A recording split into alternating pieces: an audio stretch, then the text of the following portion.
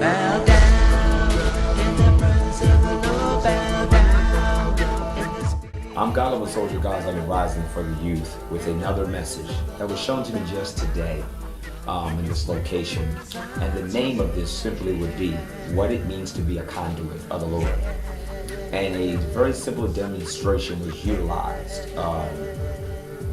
in me that would reflect this, because the easiest way to get the message to the people is to take the most carnal things out there and flip it around to the spiritual so that you can understand the things of God in terms of the message. So in this case, there's a baseball field involved in what I'm about to say. We understand as children of God that we are conduits to Him.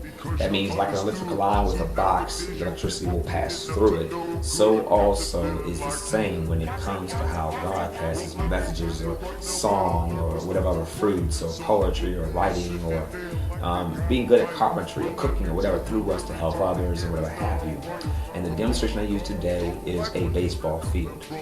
With the baseball field analogy, it basically goes like this. Imagine the Father God has a baseball in his hand in the form of a spiritual message, song, whatever have you as I've described. And he goes to throw it. He throws the pitch. Okay? Basically, it's a conduit. It's passing unto you. And then when you go to throw it out, there's 7 billion plus people in the world. But wherever you are in the world, it's going to be your job to pass that ball on to one of them 7 other plus billion people, depending on where you are and what individuals are in that neighborhood, street, church, building, job, or whatever it have you. And that very sight is a good reflection, going back to how the Father will work. He will throw that spiritual baseball at you, and he says, my child, pass what I have given unto you to those I send you to. Go back to Isaiah chapter 6, verse 8, when he tells you about how he will send you. But that's just one of the references. And there's another reference. Actually, I'm going to additionally add on to this right now. It's going to be a separate little video element, but it might as well go on to the same one given the time frame of the video. The second one was in the form of an intersection when it comes to the attack of the enemy and God's timing. In the second point, if you want to really understand what it is to recognize the importance of God's timing, it was described to me as a intersection, like on a street. If the Father God has a red light in front of you for you to be still and know that He is God, and the Mack truck of the devil is in a cross lane coming up toward a light, just look for the opportunity to hit you, the Father God will be the one that says, stay still at that light until I tell you to move, that you may avoid the strike or being sideswiped by the enemy's vehicle, if you want to put it that way. So literally, given that you're one who pays attention to what he's saying, when his light goes green, he'll say go, and at that moment you'll go through that light and you'll avoid the collision. But imagine you go in your own time instead, in your own thoughts, then the outcome then would be you come to that same light and sit there, and you'd be like sitting there, I got time to wait this, I got to go. So then you'll shoot onto the intersection, and what happens when a car goes through a red light? It gets struck by the opposing vehicle on the opposite side. Well, so also is it true in the kingdom of God. If you move before God's timing, it'll be like a car running through the red light when the other light on the other side is green. And of course, a vehicle coming across the intersection having a green light is going to strike you. So the enemy will also strike you the same way because you didn't stay still. Because when you were still, it allowed the enemy's line to pass by. See how that goes?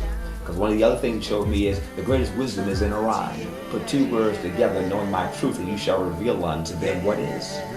Simply meaning, if you put 2 words together, you'll see a wisdom every time.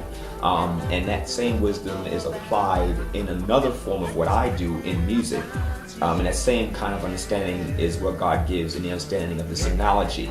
And there's one other notation I'm going to go ahead and give as well on this point, and that has to do with the importance of keeping a straight sight unto the Lord, or looking up to the Lord.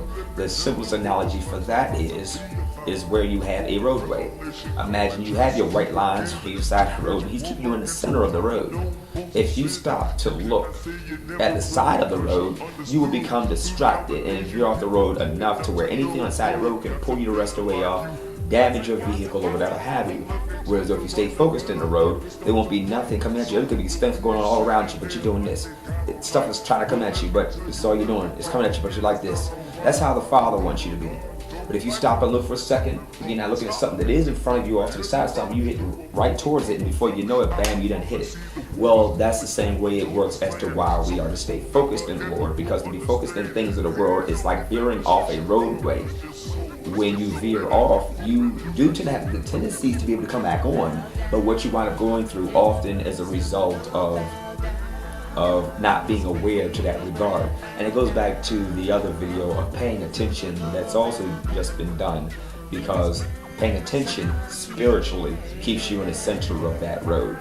So, bottom line is, I'm God of a soldier of God's army rising for the youth, telling you, seek ye first the kingdom of God, recognize what it is to be saved in the Lord, Romans 10:13, and continue to support things in the world such as St. Jude, of missing kids and things like that, because if it was your child, I can guarantee you, you would act like you know. Well, that happens to be what the Lord is saying to all of us. Peace. Bow down in the presence of the Lord.